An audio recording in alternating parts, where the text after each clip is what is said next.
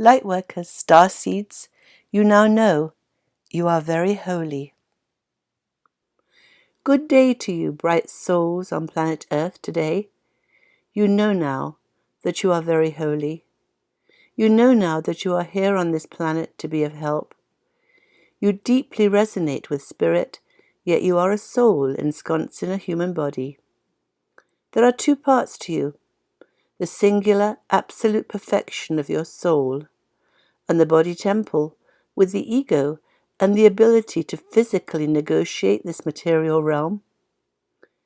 Your spirit is you forever and ever. Your spirit is eternal and goes on to infinity. Your spirit is a spark of God, a fragment of holy consciousness, of divine essence. Your body is a vehicle for your spirit to express itself, to experience human life with its challenges, fears, disappointments, and its joys, love, and passion. So our ego, the mental part of our mental, spiritual, and etheric body complex, is here to make mistakes. That sounds like a surprising statement, but hitherto in the third-dimensional reality, Earth has not been a happy place. It was designed not to be. The material realm, the universe, the galaxy, and planet Earth were designed for duality. Duality, meaning that both positive and negative events would occur, and therefore positive and negative feelings would be felt. As we have often said, we design our lives before we are incarnated here on Earth.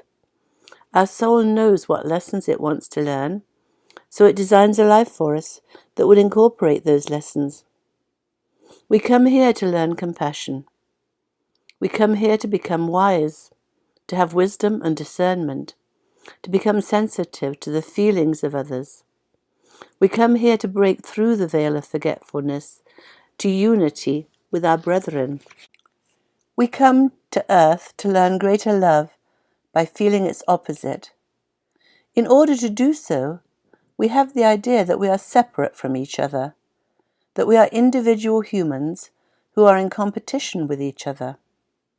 And with the control mechanism of words, with the magical spells and spelling that words cast upon us, we are tuned to certain behaviors that have been our familial habit for generations. Many of us are indoctrinated into a poverty mindset, feeling a lack of abundance. The child's poor environment shows their eyes how poor they are. The little shack they live in, the dingy surroundings, show this to be the truth. The parents' words confirm this daily, hourly. Sayings such as, "I can't afford that. What do you think I am, a millionaire?" Tell the child that she cannot have what they want. Be satisfied with the little you've got. Don't aspire higher.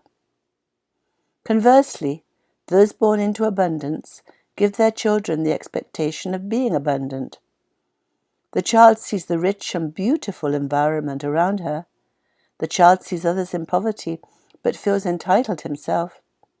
The child may be told, "We will do whatever is needed to help you on your way. All things are possible. What do you want to be?" With such an open frame of reference, many children thrive in the knowing they are abundant.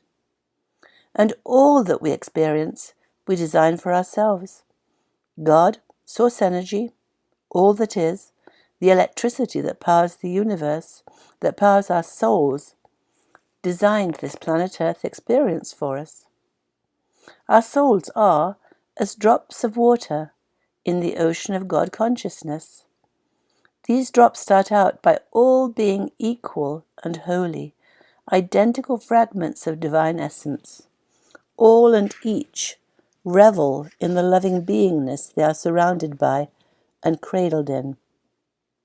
Souls in the heavenly realm, in spirit form, are in the bliss of union, of oneness.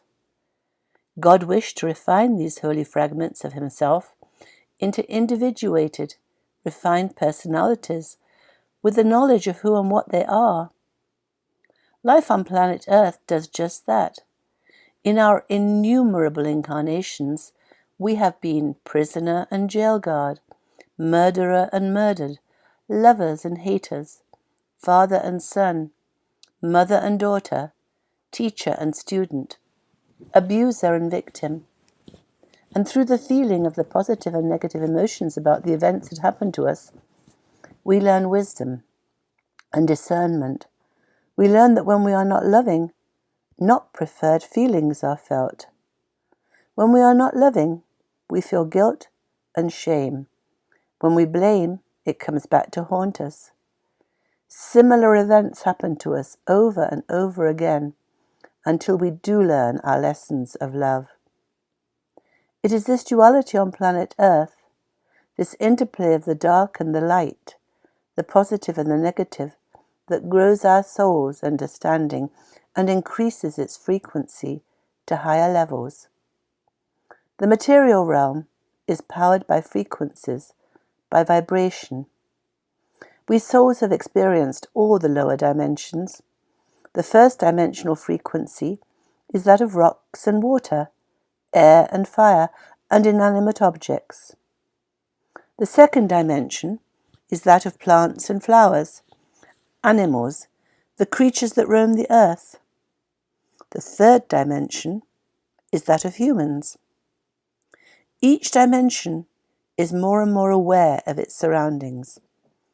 Plants more so than rocks, animals more so than plants. The first two dimensions do not have choice. Plants are restricted to their place in the soil. They are here to experience the warmth of the sun, the pleasure of water, the gentle blowing of the breeze against their leaves and petals, the flow of nutrients through their system. Animals have freedom of movement. They have rudimentary feelings. They nurture their young. They procreate and take joy in daily life. Yet they do not have freedom of choice.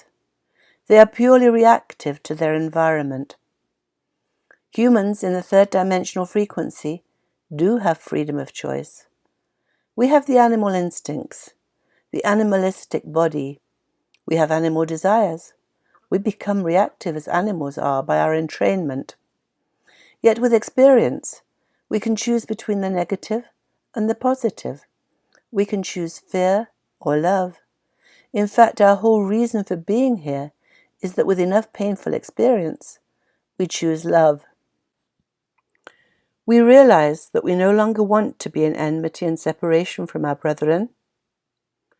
Over time, and through the great pain, unhappiness, and loneliness that our indoctrinated selfish behavior creates, we drop that behavior and turn to love.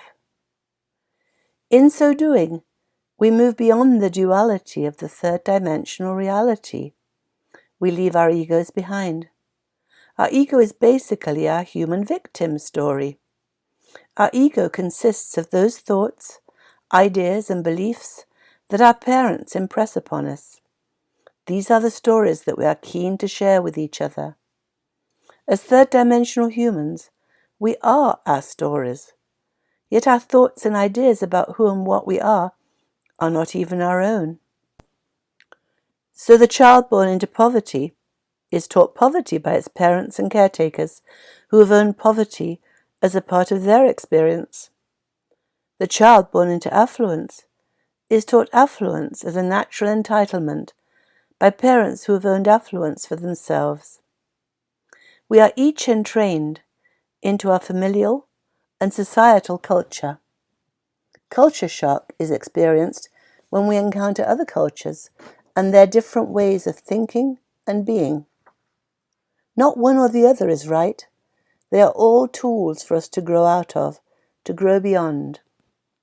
We are here to learn greater love by contrasting experience. We are here to grow out of our familial indoctrination and beyond our limiting beliefs. We are here to become aware of the big picture of the planet Earth life, to see clearly with the fog of entrainment removed, the truth that we are all souls in human bodies, living through events that teach us to choose love. All human experience is valid and to be respected. Everybody is exactly where they need to be on the road to enlightenment. on the road to being released from their human entrainment, for they will then have learned, or they need to learn, about the negative and move to positivity, enthusiasm, love, and joy. The third dimension is a heavy load to carry, for here we are weighed down by negative entrainments that we are to learn to release. The false teaching, the negative thoughts and ideas we have about each other have to be overcome.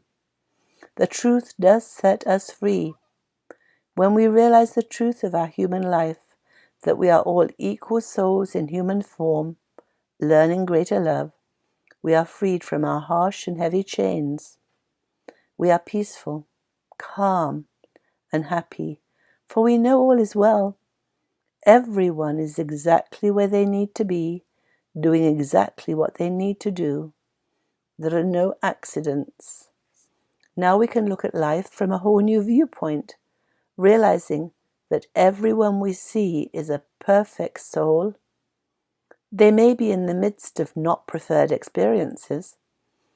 They may be behaving in a dysfunctional manner, but we realize that this is the curriculum they designed for themselves. And as we step into that upper room, we move out of the third dimension of duality, onwards and upwards, into the fifth dimension where love reigns supreme. We drop our painful entrainment and we see the big picture of human life and experience with gratitude. We have graduated from the planet Earth schoolroom, and it is now our job to help our brethren still immersed in their human program. What a wonderful plan the divine God has for us. With the planet Earth experience, he is forming us into gods like unto himself. In the fifth dimension, love is paramount. We are still in our human bodies and so able to express ourselves physically, but being released from human fears and selfish desires, we are free to follow our joy, our passion, that which we love to do, and so be in alignment with our soul's desire. That was Aita, channeling her higher self. We are blessed beings indeed.